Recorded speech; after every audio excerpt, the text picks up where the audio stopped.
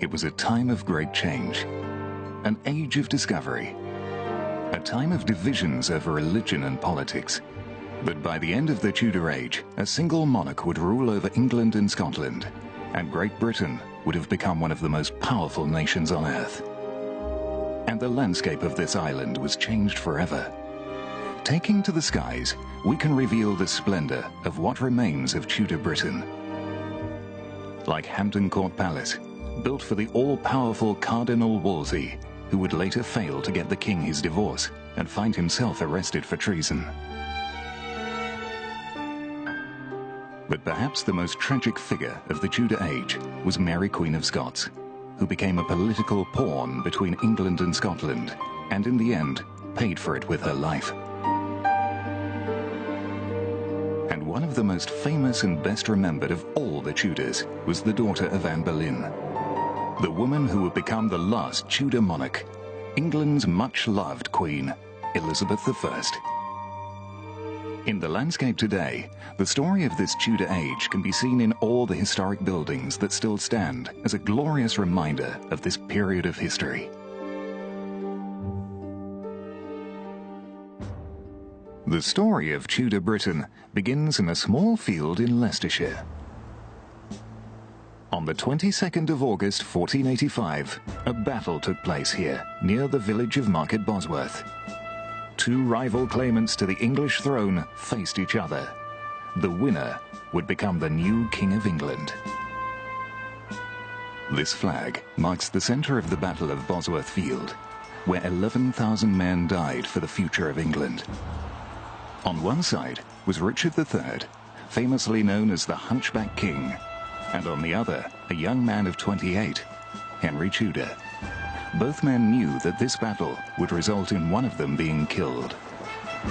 In a fierce and bloody engagement, it was Richard who was killed, and his army beaten.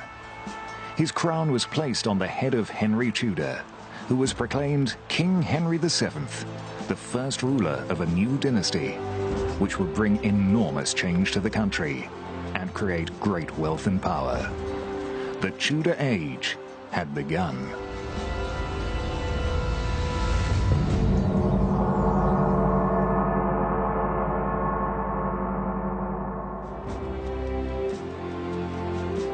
If Henry VII had been expecting his reign to be a peaceful one, he was mistaken.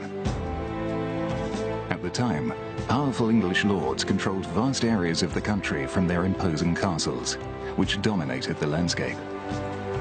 Following their defeat at the Battle of Bosworth Field, many of these aristocratic families had their castles and estates taken into royal hands. So, Henry had enemies, and throughout his reign there were plots, rebellions, and pretenders to the throne to deal with. Executions were common. Despite these problems, Henry began to concentrate power in the hands of the dynasty, something that was to become a feature of the Tudor age. He died in 1509 and was succeeded by his son Henry VIII. During his reign, England would become a more settled and united country. As a result, there was a decline of castles and the first flowering of great Tudor houses. Compton Wynyates in Warwickshire was among the first great Tudor houses to be built. It was built by William Compton, a childhood friend of Henry VIII. Henry had given him the nearby ruinous Fallbrook Castle. William dismantled it and incorporated much of it, including a huge bay window, in his new house. The roofline has a Tudor trademark that can be seen on countless houses throughout the period. Fantastic chimneys of all shapes, sizes, and designs. Symmetry was also to play a part in Tudor design. At Melford Hall in Suffolk, the house has been designed with a sense of balance.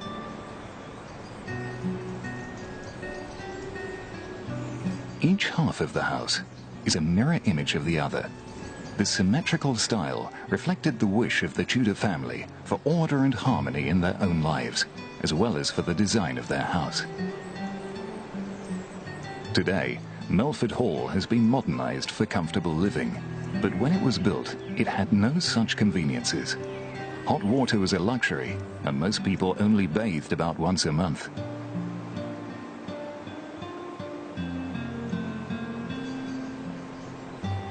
There is no fortification on the house, but there are small towers and turrets on the corners that seem a reminder of an earlier age of castles. This style of house became extremely popular, so much so that another can be found in the same village of Long Melford. Here a decorative moat surrounds the house, which has the same style of towers and turrets.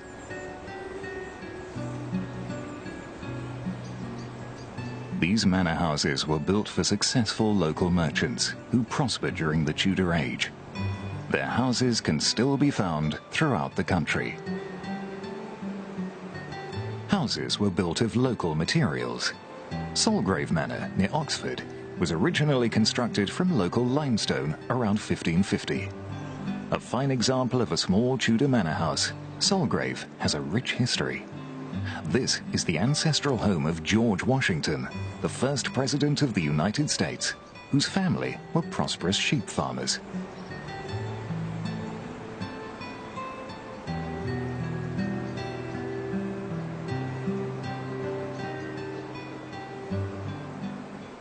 Even more prosperous and certainly more powerful was the man who lived here, His Eminence Cardinal Wolsey.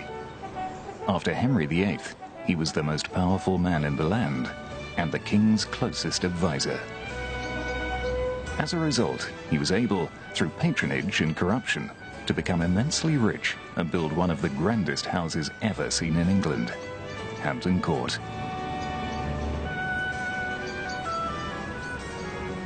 In this enormous house, he would entertain on a lavish scale.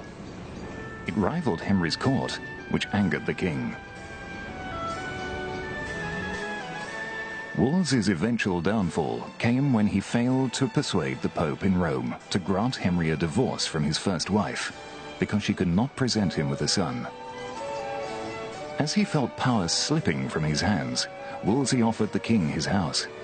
Henry took it, and eventually had Wolsey arrested. He died before Henry could have him executed. It is never a good decision to try to outshine the king. The woman who Henry wanted to marry was, of course, Anne Boleyn. She was to become not only the second of Henry's 6 wives, but also the mother of the woman who would sit upon the English throne for 45 years, the future Queen Elizabeth I. She may have been born here, at Blickling Hall in Norfolk, home to Thomas Boleyn, although the house would have looked very different then. Anne's eventual marriage to the king had been engineered by family and friends, who stood to gain from her becoming queen. Their relationship was to cause one of the biggest upheavals in English history, the break with the Pope in Rome, and a new English religion. But marriage to Henry cost Anne Boleyn her head, when, like his first wife Catherine, she failed to present the king with a son. She was tried for adultery, incest and treason, and executed at the Tower of London. She was blindfolded and knelt upright. To distract her, the executioner shouted, "Where's my sword?" and then severed her head in a single blow.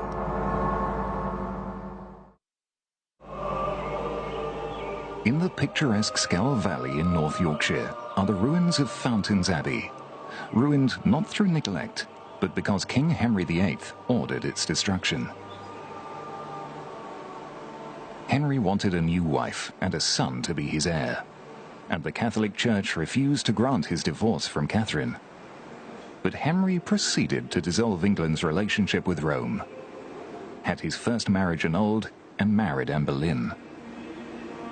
The result was a bitter confrontation between Henry and the Roman Catholic Church. Fountains Abbey stands as a reminder that it was the Church that lost. Henry took the opportunity to take all the Church treasure. In 1539, the king's men forcibly looted the monastery of Fountains Abbey. For nearly 1,500 years, England had been a Catholic country. Henry destroyed that over his simple desire for a pretty young girl and an heir to succeed him. What followed was to become known as the dissolution of the monasteries, with the destruction of over 800 large religious buildings.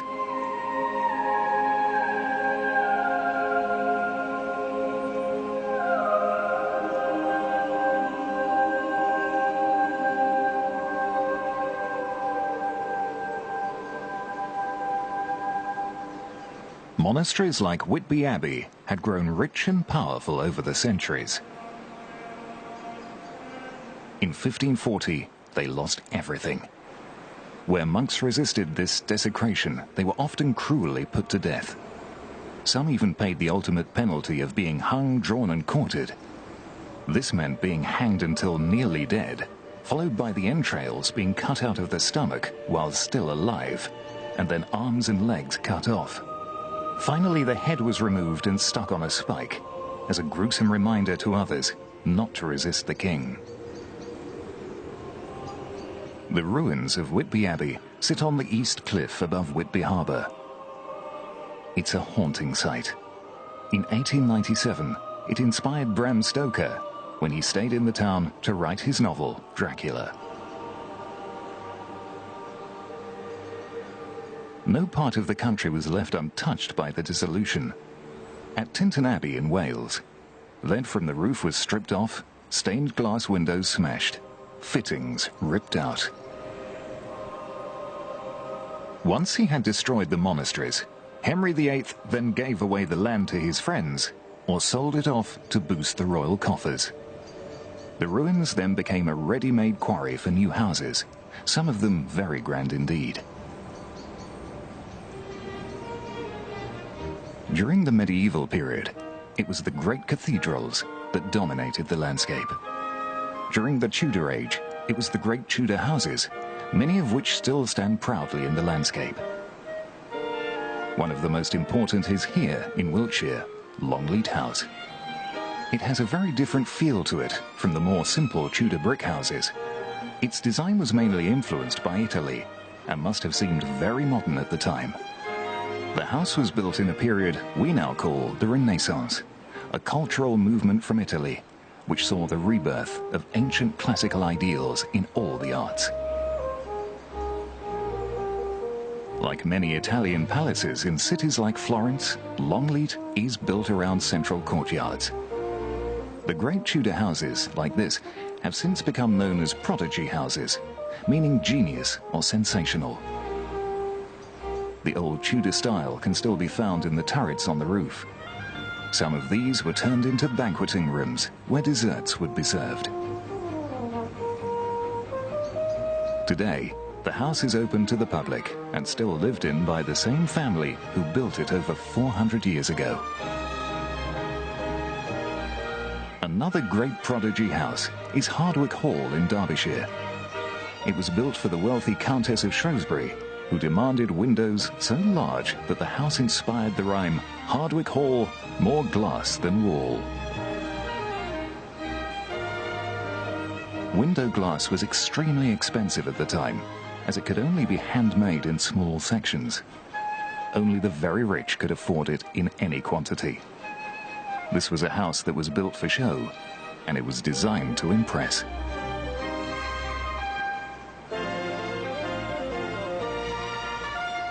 Equally impressive is the house at the end of this long avenue in Somerset, Montacute. It was built by Sir Edward Phillips, a prominent judge in the Tudor age. The shape has the unmistakable Tudor E. It is possible that this design was in honor of Henry's second daughter and future queen, Elizabeth. It's a nice thought, but it's unlikely.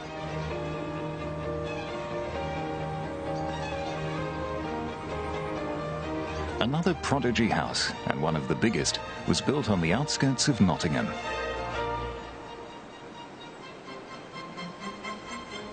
Woolerton Hall was built in the 1580s. It was constructed for Sir Francis Willoughby, a prosperous local merchant, using Ancaster stone from Lincolnshire. It took 8 years to complete, costing £8,000 at the time. In today's money, that figure is the equivalent of around 1.7 million. One of the interesting features of the house is the prospect room that sits on top of the Great Hall and gives fantastic views of the park and the countryside beyond. Tragically, a fire in 1642 destroyed much of the interior, but the building, one of the crowning achievements of the Tudor age, is still with us.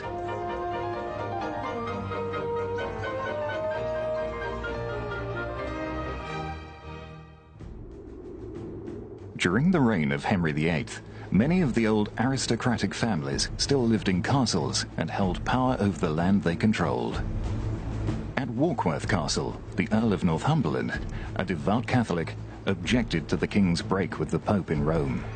He joined a rebellion against the king and lost. Henry not only exacted a bloody revenge against the rebels, but took Warkworth Castle, as well as the nearby Northumberland stronghold of Alnwick, away from the Earl. But that was not the end of the story, because when Henry died and his eldest daughter Mary succeeded him, as a Catholic herself, she returned the castles to the Earl.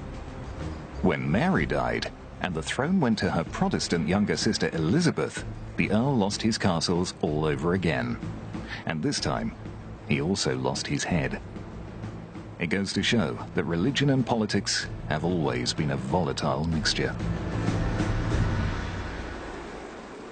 The king's marriage to Anne Boleyn created waves across Catholic Europe. France and Spain, supported by the Pope, threatened to force England back into the bosom of the true faith. Fearing an invasion, Henry VIII began a building program to strengthen his coastal defences.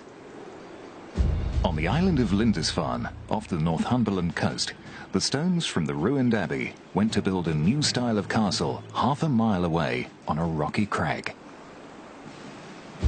The castle, now converted into a house, is more of a small military fort. One of the reasons for this change was the development of better weapons, which meant the end of old-style fortresses like Bamborough Castle a few miles to the south. In 1464, during the Wars of the Roses, Bamborough became the first castle in the land to be defeated by artillery.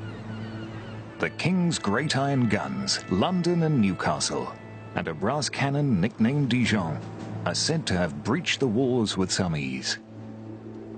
A large castle was no longer a match for the latest military hardware.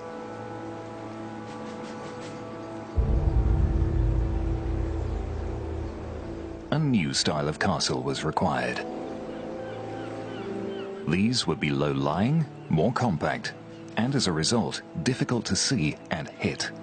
Henry built several of them along the south coast, facing France across the English Channel. Deal Castle is a superb example. These forts used powerful new cannons to destroy an enemy before they landed on the beach. But also, they had the ability to defend an attack from the land. The design was in the shape of two clover leaves, one larger than the other. This pattern created 145 openings for cannon and firearms. This was a castle built for defense and not for living in. In fact, the castle was so efficient that it took only one officer and a garrison of 35 to run it. Two more Tudor castles that still survive were built to protect Falmouth Harbour in Cornwall, which was an important Tudor naval port. St Maur's Castle on the east side, and Pendennis Castle on the west. They were both capable of blowing an enemy ship out of the water if it tried to enter the harbour. All along the south coast, there are examples of these impressive forts. At Portsmouth, home to the Royal Navy, two stand out.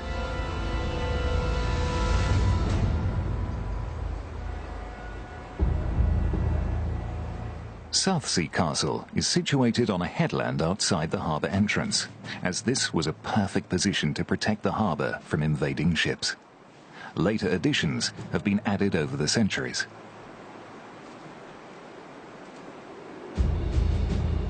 An even better sited castle lies on the west side of the Solent, between the Isle of Wight and the south coast of England. It is opposite the Needles, a thin curtain wall of chalk that sticks out into the sea. The name came from a 120-foot needle-like column of chalk that stood in this gap until it collapsed in the 18th century. If the underwater rocks entering the Solent didn't sink a ship, then the cannon from Hurst Castle opposite certainly would.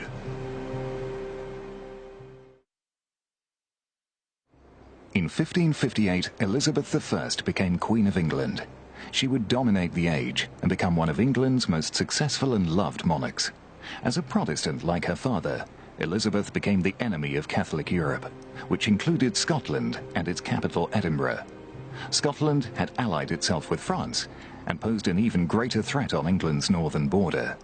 Elizabeth continued to strengthen defences. At Berwick-upon-Tweed, on the border with Scotland, huge fortifications were built around the town. They were laid out in a completely new way, with ideas imported from the continent. The massive walls surrounding the town had 5 huge angular-shaped bastions, each containing a small fort. All the bastions had a covered room for cannon, as well as space for more on top. The shape of the bastion enabled guns to fire back along the wall to prevent an enemy climbing over. These fortifications show how determined Queen Elizabeth was to prevent a Scottish invasion.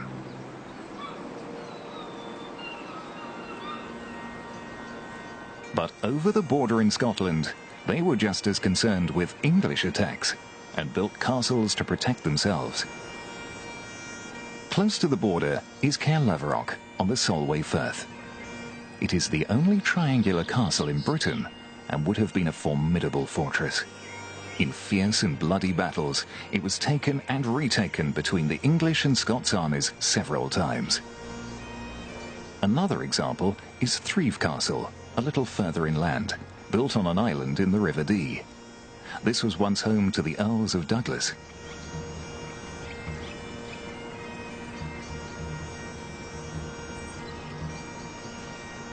If a full-scale invasion from either side did not materialize during the Tudor period, it did not stop the more localized border wars.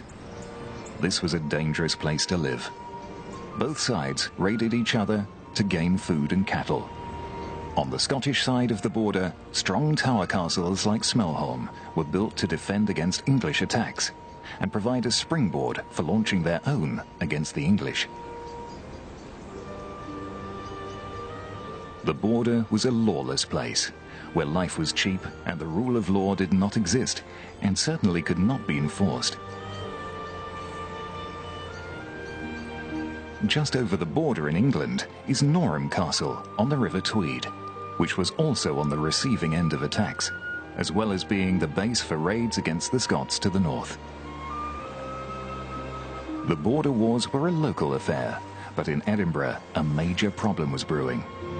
Queen Elizabeth's cousin, Mary Queen of Scots, was a Catholic, and seen by English Catholics to be the rightful Queen of England before Protestant Elizabeth.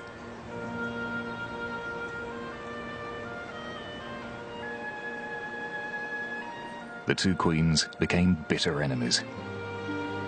Mary Queen of Scots lived here in Holyrood Palace. By now, Scotland had become mainly Protestant, and Mary was viewed with suspicion. The feud was to end in tragedy, with plots, murder, rebellion, and war. Mary was abducted by Scottish nobles and held in the island castle on Loch Leven. With the help of her jailer's son, said to have been smitten by her beauty, she was secretly rowed to safety, where she rallied her supporters for one last battle. She lost and fled across the border to England, hoping for mercy from her cousin and bitter rival, Elizabeth. She was to be disappointed. Over the next 18 years, she was held prisoner in a succession of northern castles, including Bolton in Northumberland, where she lived for a year while it was decided what to do with her. Finally, after accusations of plots against Elizabeth, she was put on trial and executed.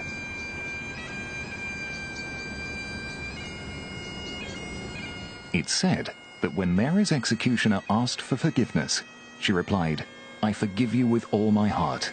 For now, I hope you shall make an end to all my troubles."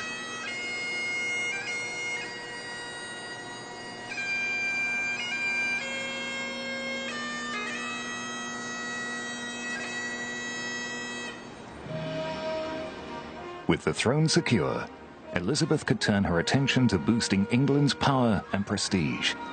She reigned during an age of exploration and trade, as ships left small harbours to explore the New World. Clovelly in Devon still retains its Tudor quay. The harbour was built by the local landowner, as were warehouses and a few cottages for the fishermen's families. Many of the old ports have now grown into modern harbours. It was from here that captains such as Sir Francis Drake, Sir Walter Raleigh and John Cabot set out to explore and discover new worlds. They also brought back great riches. For over 500 years, Plymouth has been one of England's most important naval ports. It was from here, at the beginning of the 17th century, that the Pilgrim Fathers set sail for America.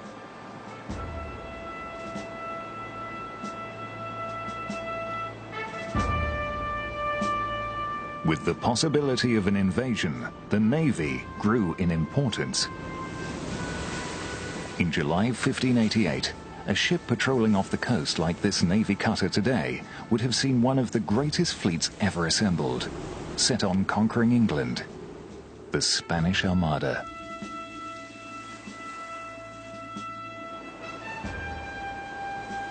The fleet sailed from here at Cadiz in northern Spain in May 1588. The Catholic King of Spain, Philip, had been married to Henry VIII's first daughter Mary when she was briefly queen.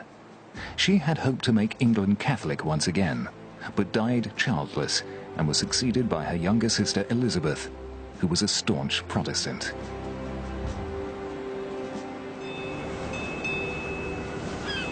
England was under threat. Philip of Spain saw the new queen as a heretic, and with the Pope's blessing, the Great Armada set sail from Spain for England. Sir Francis Drake, second in command, was said to be playing a game of bowls here on Plymouth Hoe when he was told that the invasion fleet of the Spanish Armada had been sighted out at sea. Legend tells us that he insisted on finishing the game before setting out to fight the Spanish ships.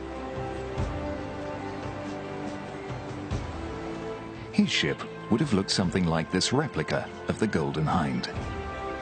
It was in the original Golden Hind that Drake set sail in 1577 and circumnavigated the world for the first time. And it was in a similar size ship that he would have set sail to meet the much larger Spanish vessels.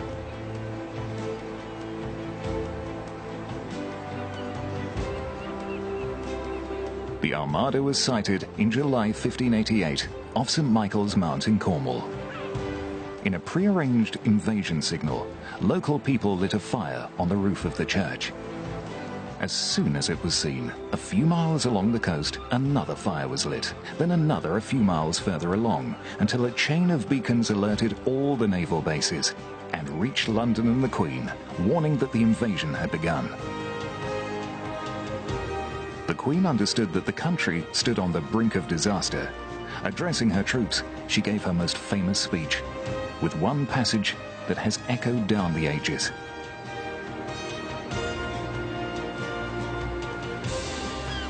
I know I have the body but of a weak and feeble woman, but I have the heart and stomach of a king, and of a king of England too, and think foul scorn that Parma or Spain or any prince of Europe should dare to invade the borders of my realm.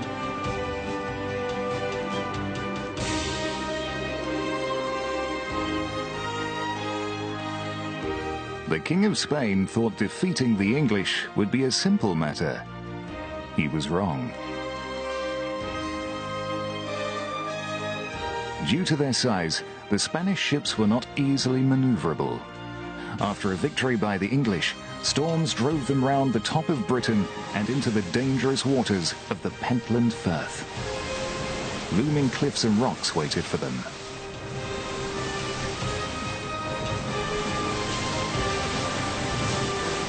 About 11,000 people died, and only a handful of ships made it back to Spain.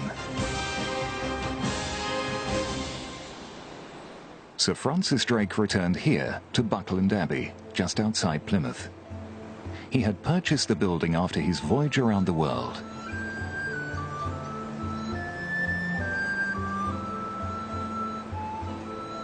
But he was away from Buckland in 1596 when he died of dysentery off the coast of Panama, having survived a Spanish cannonball through his cabin the year before. The great man of the Tudor age was an adventurer till the end. Another figure of the age was to become one of the best-known men in the world. He is said to have come here to Charlecote Park, close to Stratford-upon-Avon. Not to visit the new Tudor house, but to the park where, it has been suggested, he was caught poaching deer. He was the playwright William Shakespeare. Most of Shakespeare's early life is a mystery. We do know that he was born in this house in 1564, and that in his early 20s he moved to London and began his playwriting career.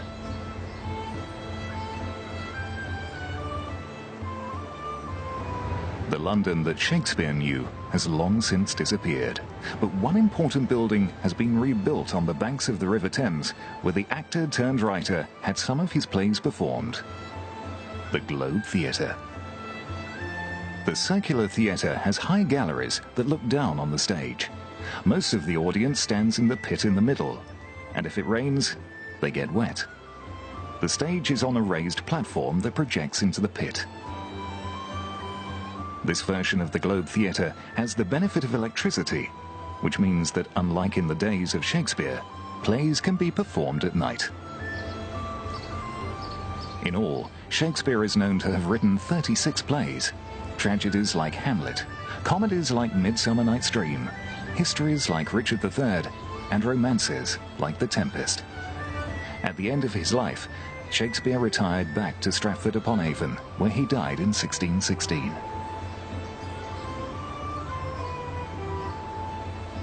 Today, only a flower garden and a small park remain of his last house. During the life of Shakespeare, England was growing in prosperity due to an increase in farming. During this period, sheep and the wool they produced was England's most profitable industry. A perfect example of a wool town can be seen in the east of England, at Lavenham in Suffolk. Many weavers and cloth workers were family members who worked in many of these original Tudor houses. Over 30,000 sheep were kept on just one farm in the area. Fortunes could be made if you had the land. Long Melford in Suffolk is another example of a town that flourished under the wool trade. The wealth can be seen in the enormous local church, which could only have been built from the profits of a very successful business. This was an age where it was thought you could buy your way to heaven.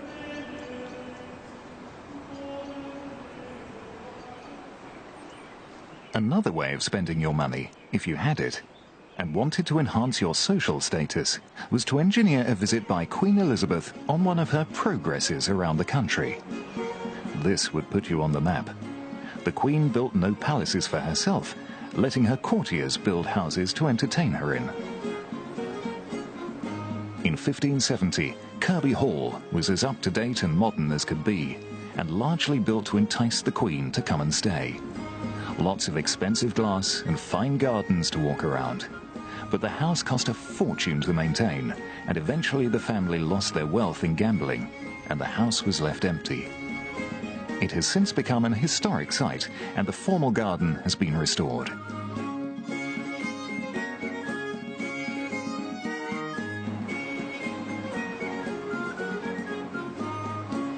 Other families fared better.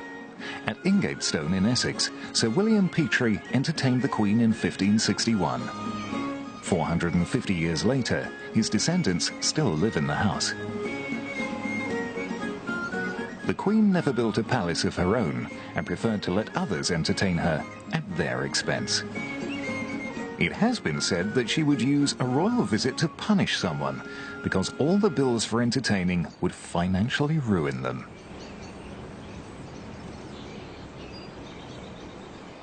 In her younger days, the Queen also loved hunting and would ride in the parks and forests of her courtiers, as well as the great royal forests. Today, Epping Forest in Essex still covers roughly 6,000 acres. The fact that it was a royal forest meant that during the Tudor age, local people could gather wood and graze cattle. But anyone unlucky enough to be caught poaching game would either be hanged or suffer some form of mutilation, such as having ears or a nose cut off. At Chingford, on the southern edge of the forest, a Tudor building still exists. It is known as Queen Elizabeth's Hunting Lodge, and from here the royal party would watch the hunt from the top floor, with refreshments taken below.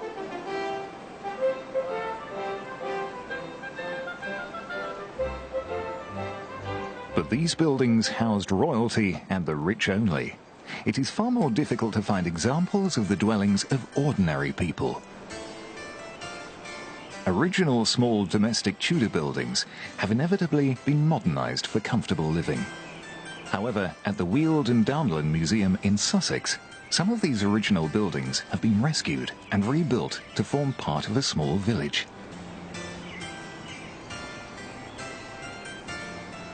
However attractive these houses look outside, inside the story is very different. There was no running water, no bathrooms, no proper kitchens, and often no glass in the windows. In the growing towns and cities, human waste was simply emptied from chamber pots straight into the street. Rivers of foul-smelling filth flowed in open gutters. Disease and death were constant companions.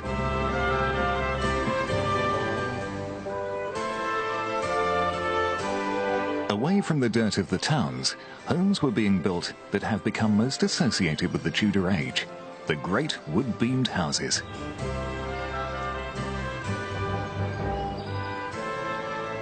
One of the best examples is Speke Hall, next to the River Mersey in Liverpool. It was built around 1590, towards the end of the Tudor age, and has been little altered since then. The eye-catching exterior decoration is formed by the black beams and white plaster. Many different shapes and patterns surround the house.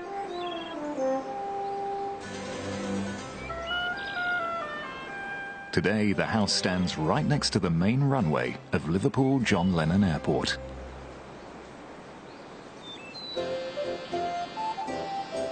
Perhaps the finest example of a Tudor-beamed house is Little Morton Hall in Cheshire, surrounded by its moat. There is something remarkable about the way the house was added to over the Tudor age. The huge long gallery that sits on the gatehouse seems on the verge of toppling over, as its shape has altered with the oak beams warping over the decades. But it has stood for well over 400 years.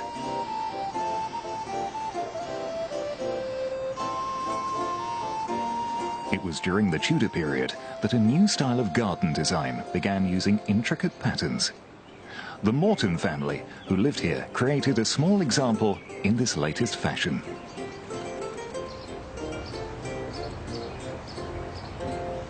At Kenilworth Castle in Warwickshire, a large formal Tudor garden is being reconstructed.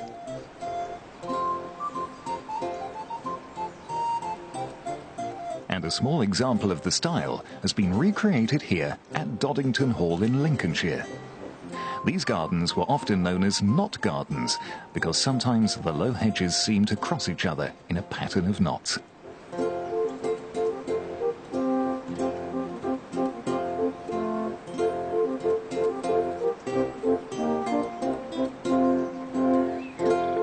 This formal design gave way to some spectacular gardens, like those here at Drummond Castle in the Highlands of Scotland. From the air, we can see what a large formal garden once looked like. The garden was created over 50 years after the end of the Tudor age, at a time when the two old enemies of England and Scotland were finally united. When Queen Elizabeth died childless in 1603, she was succeeded by James Stuart, the son of the woman she had executed 16 years earlier, Mary Queen of Scots. So, the King of Scotland and son of Elizabeth's enemy became James I of a new Great Britain, and the Stuart dynasty began. More importantly, he was a Protestant. So much of the Tudor age had been dominated by the conflict between the Catholic and Protestant religions, but by the end of the Tudor age, England had become firmly Protestant, with the monarch as the head of the English Church. But it was also a more tolerant country, where Catholics were allowed to practice their faith.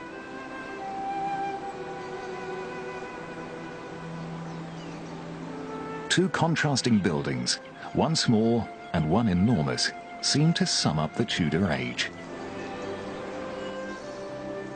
In the corner of this field is perhaps one of the most extraordinary buildings in the country, designed by Sir Thomas Tresham after his release from prison for being a Catholic in 1593.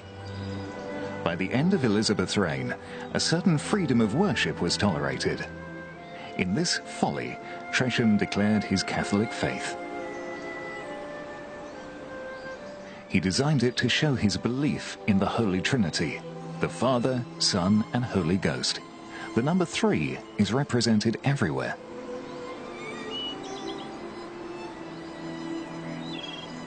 Three walls are each 33 feet long, and each has 3 triangular windows, and is surmounted by 3 gargoyles. The building has 3 floors, a triangular chimney, a Latin inscription around the edge with 33 letters. And that's just on the outside.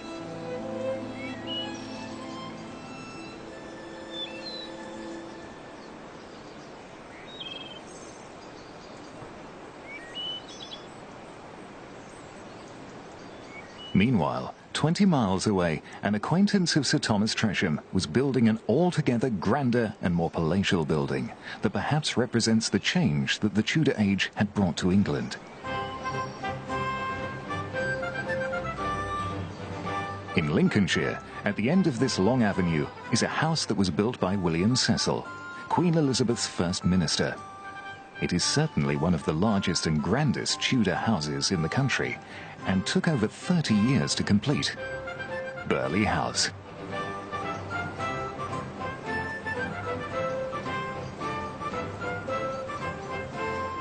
Burghley is so large that it seems more like a vast royal palace than a private house. This was just as well because when Queen Elizabeth came to stay, she arrived with dozens of officials and attendants, all of whom had to sleep, eat, and be entertained in the house. A lot of room and a lot of money was needed whenever the Queen dropped by. On the roof, the same style of turrets seen on smaller Tudor brick houses can also be seen here at Burghley, but on a much grander scale. These turrets had rooms in them, so that more intimate meals could be taken on the roof, with views over the park.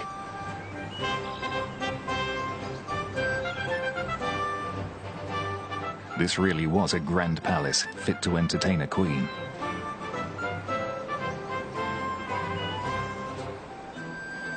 During the medieval period, it had been the great cathedrals that were to dominate the landscape, built for the glory of God. The Tudor period, on the other hand, is best remembered for its great houses which were built for the glory of the people who lived in them, like William Cecil, who Queen Elizabeth made Lord Burghley.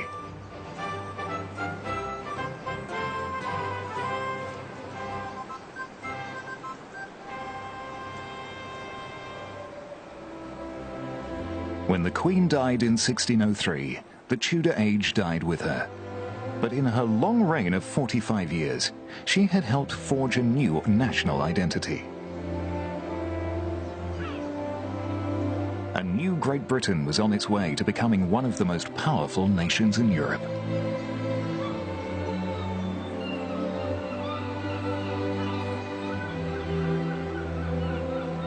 In her last speech before her death, Queen Elizabeth delivered from her throne what has become known as the Golden Speech, where she spoke as the living embodiment of the nation.